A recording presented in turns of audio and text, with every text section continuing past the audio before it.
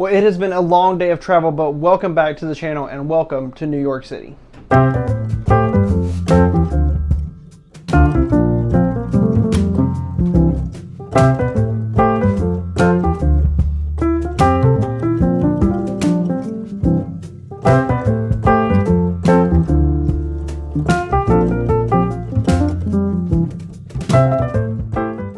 Day one of our trip was taken up mostly by travel, and we didn't get to our hotel in Lower Manhattan until the late afternoon. The first thing we did was go and get some food at Bill's Bar and Burger before heading down to take a look at the Statue of Liberty while the sun set.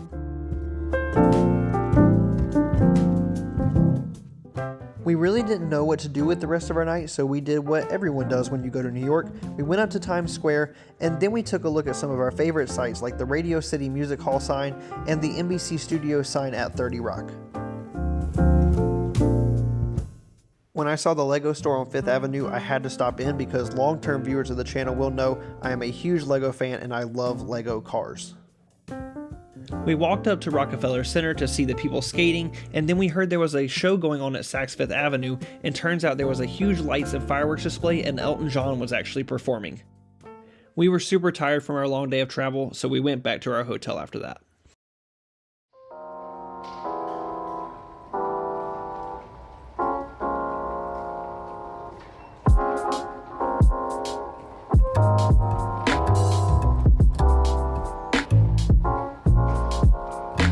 Look at all those pigeons. Look at all those chickens.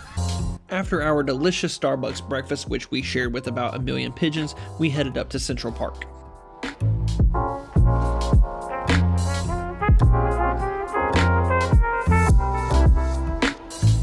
Looking through the zoo. From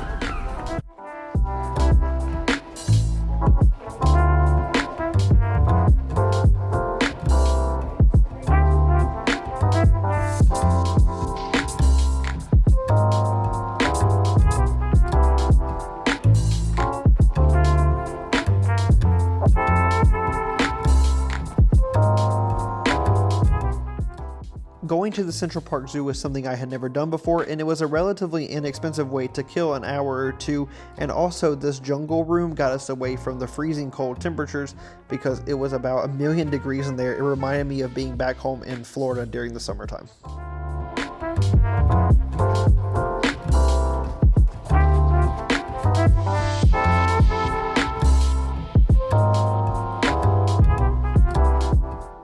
After the zoo, we went to one of my favorite stores in the whole world, the Apple Store in New York City. I wanted this Mac Pro setup right here so bad. Editing on that would be amazing. And we saw this really sweet Lamborghini Huracan heading out of Columbus Circle.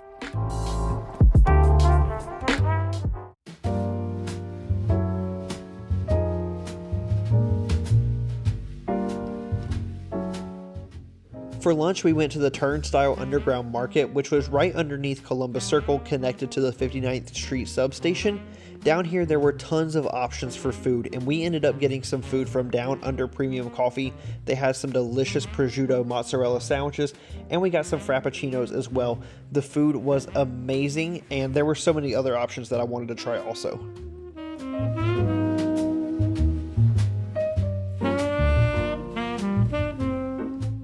I had always heard that going to the Macy's Thanksgiving Day Parade was kind of hard to do, and so at this point in our trip, we weren't even sure if we were actually going to make it to the parade the following morning.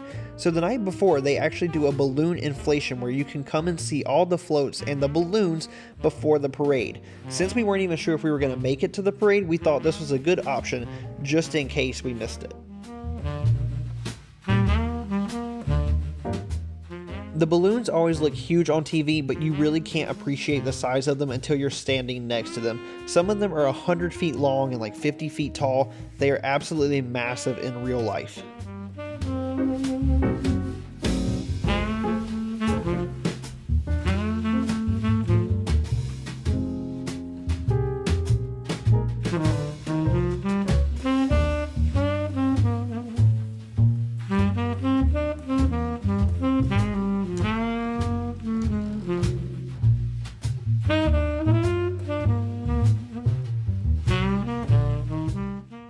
It was finally the day that the whole trip was about, Thanksgiving Day, Now, I've watched the parade every year that I can remember, and it's been a dream of mine to go to the parade in person for a long time, which made all of the uncertainty of the morning kind of stressful.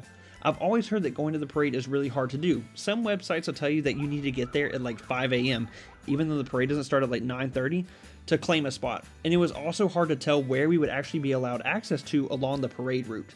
Trains would be running on different schedules due to the parade, and trying to figure all of this out in advance was super stressful. So, in typical fashion, we just decided to wing it, even though this was what the whole trip was about.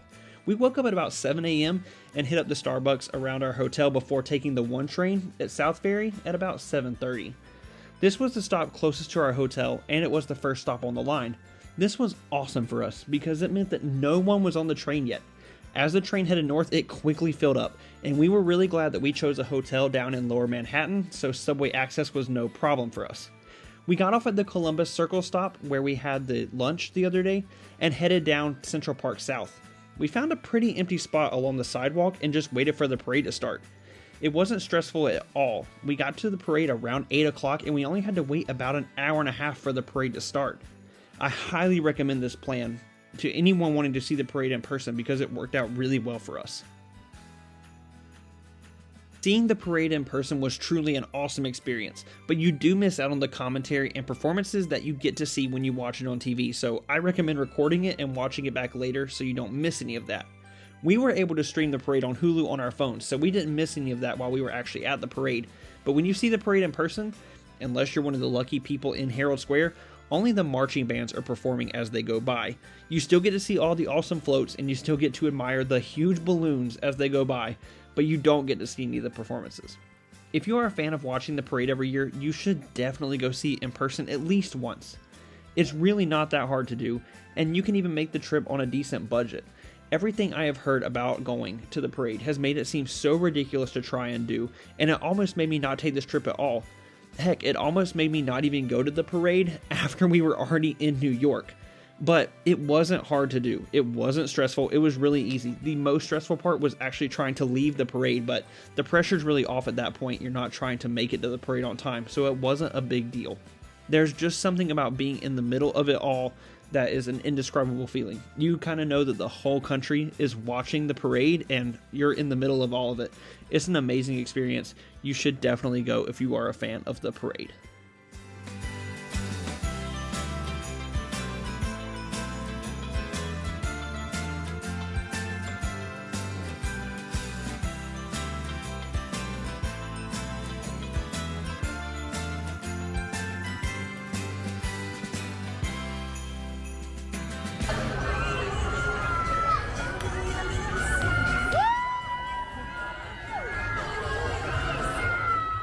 After seeing the parade, we went back to our hotel to change clothes because we actually lucked out with the weather a lot. It was a very nice day, so we changed into some lighter clothes and then headed up to the Empire State Building to visit the Starbucks Reserve. If you are a Starbucks fan and you've never been to a Starbucks Reserve, you have to put it on your bucket list to go to one. There are several around the country, but what it essentially is just a really big Starbucks with like a full menu of food options and desserts. There are people walking around to take your order. There's lots of merchandise you can shop from, and the place was really packed. But anyway, the coolest part about the Starbucks was that downstairs there was basically a full restaurant and bar where they actually made mixed drinks, and there's a special Starbucks Reserve menu that you could order food off of and have served to you, which is different from any other Starbucks.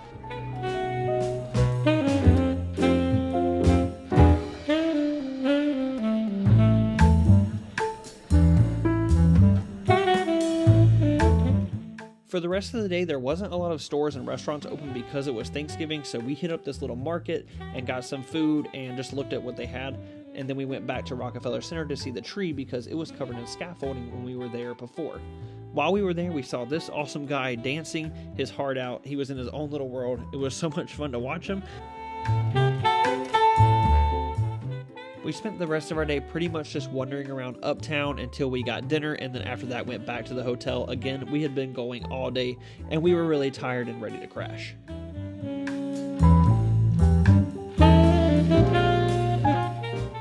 The last day of our trip was the only day that we had bad weather, but it wasn't a huge deal because it was actually only a half day for us. Our flight left that afternoon, so the first thing we did was go down to Brooklyn. My wife had never seen the Brooklyn Bridge before, so we went over there to check it out, and while we were there, we got some cool footage of this cute dog wandering around in the park, and also saw some pretty cool cars and restaurants down there as well.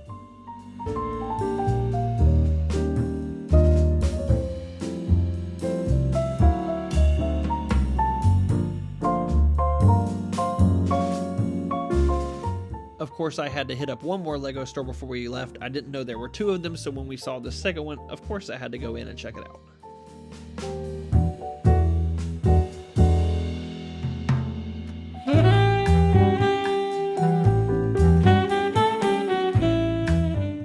For lunch on our last day, we went to this place called Italy. It was a delicious kind of like grocery store and coffee shop and restaurant mixed all together. They had fantastic food. Just take a look at the sandwich we had.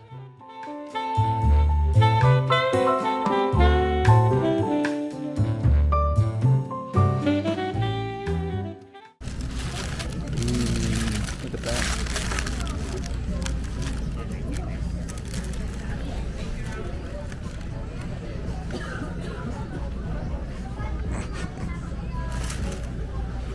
What do we think?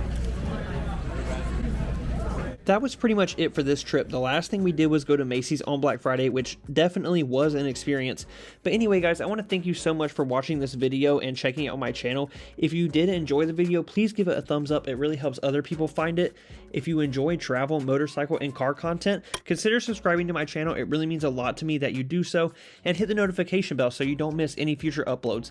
And my last thing to say to you guys is, if you want to do something or go somewhere, just get on a plane and go do it. Going to the parade was awesome. I will see you guys in the next video. Bye.